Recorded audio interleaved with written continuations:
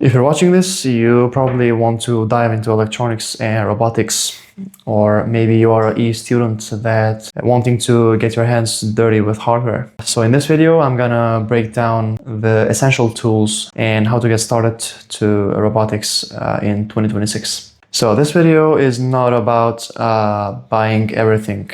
It's more about buying the right things that are budget friendly and versatile.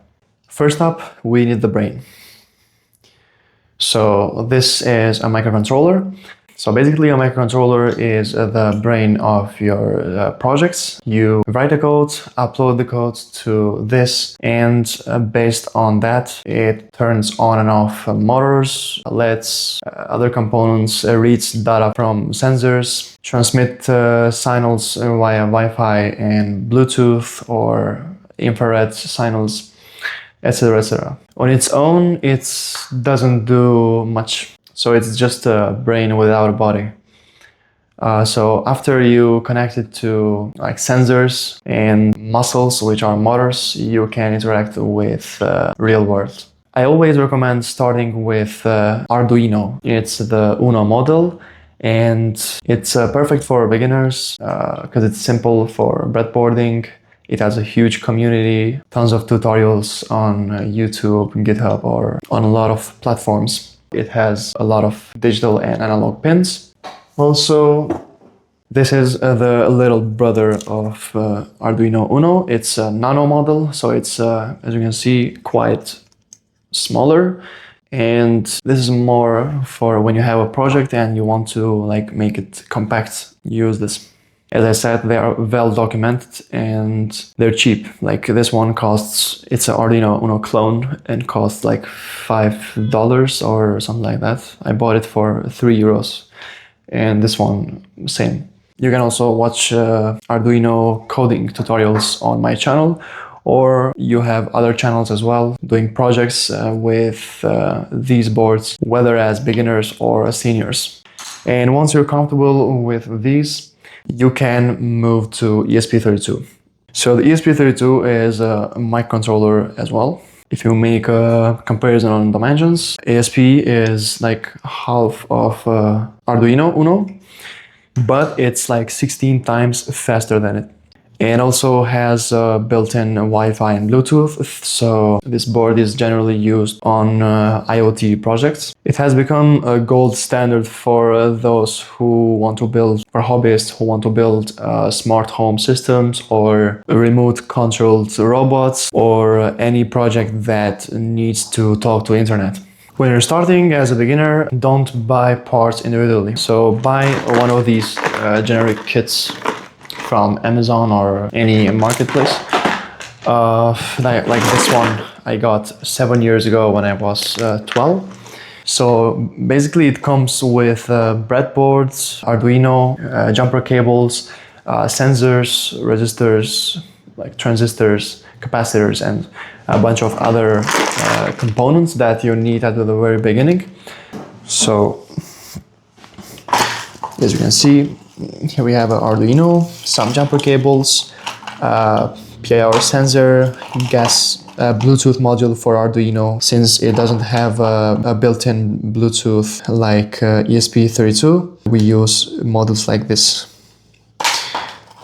A gas sensor, a joystick, and also other components like breadboards, RFID, potentiometers, and so on. You need a way to see what's happening. So in the world of electronics, screens are your how your projects talk back to you, except the serial monitor that we use like when the project is still a prototype. While they all display data, they use very different technologies and communication methods. So this is an old school display. As you can see, it's a character LCD. It's called a character LCD because it doesn't control individual pixels. Instead, it has preset blocks, usually 16 columns and 2 rows, designed to show basic text and symbols. But these are my favorites. Like this one is a bit tiny, but you have bigger versions as well. So this is a 096 OLED. They're tiny, incredibly sharp, and use a communication method called I2C, the same one that this character LCD uses, and has just 4 wires to launch the communication, unlike the character LCD, which has tons of wires. So they're usually under 2 euros. This one as well, it's like 3 euros with module, and without it's 1, something like that. Now let's make it move. So we have a bunch of motors. This one is a DC motor, direct current motor. So these are the simplest type of motors. You power it, it spins, and when you cut the power, it goes to a stop. And they have 2 wires, and swapping the wire changes the direction. So if you give to positive this one and negative this one, it spins left, and when you swap it, it reverses the direction. But you cannot plug these directly to Arduino because it pulls a lot of current, so you have to use a H-bridge like this one. So this is a L298N. It's a motor driver, H-bridge, and it can control 2 motors simultaneously. And you can watch this video on my channel if you want to learn how to use this with Arduino.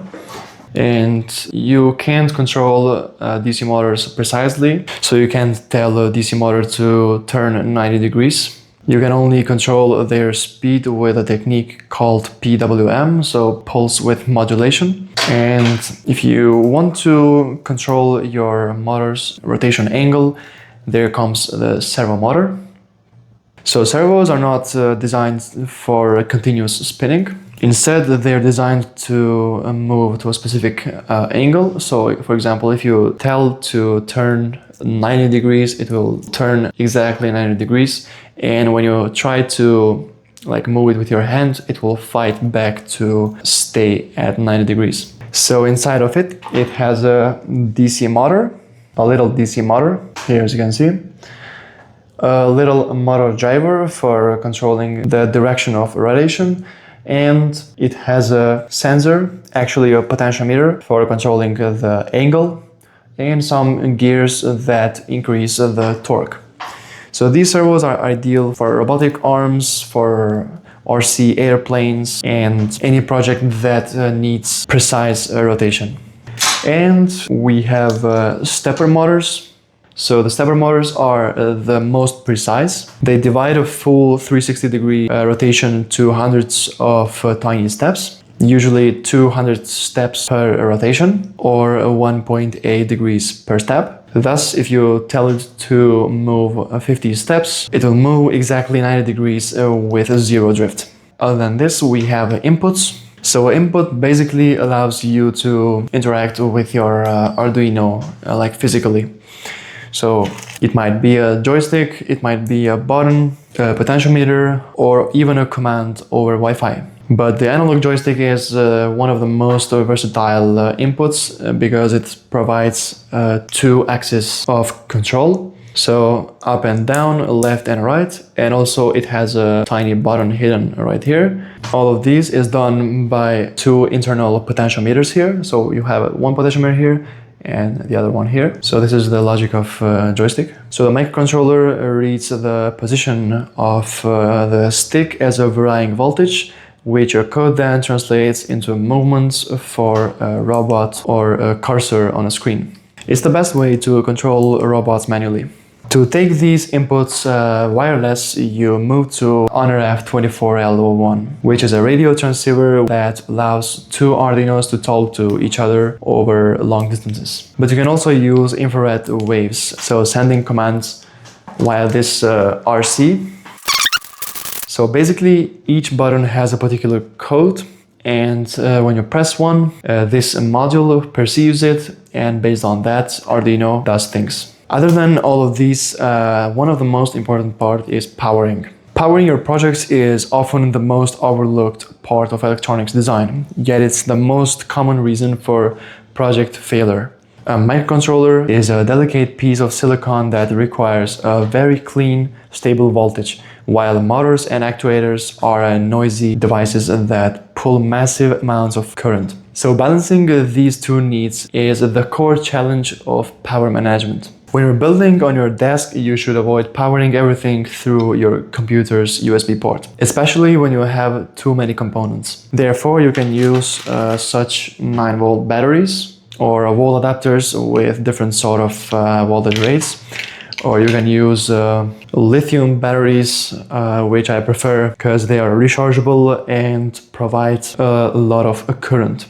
But if you have more budget and can spend a little bit more, you can get this power supply for like 40 euros. It's perfect, it's adjustable and can provide 15 volts and 2 amps maximum. If not, you can adjust the voltage of these stable batteries as well with the step down regulators if you want to decrease and step up regulators if you want to increase the voltage. And the most important rule in powering is common ground. Even if you are using two different power sources, for example, a 12 volts battery for your motors and a 5 volts cable for your Arduino, the ground wires of both systems must be connected together. Without a shared ground, the electrical signals have no return path, and your sensors, motors, or even your microcontroller will behave improperly and not work at all. The best way to learn is to pick up a project like a weather station or a robotic arm,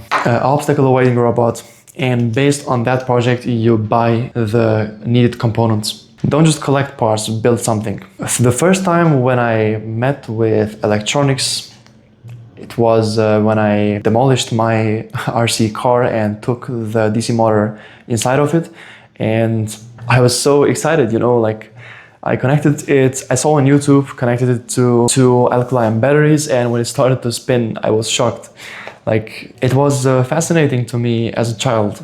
That's the beginning point for me starting electronics and robotics. And if you want to see the tools I use for 3D printing and assembly, let me know in the comments. Thanks for watching and go build something cool.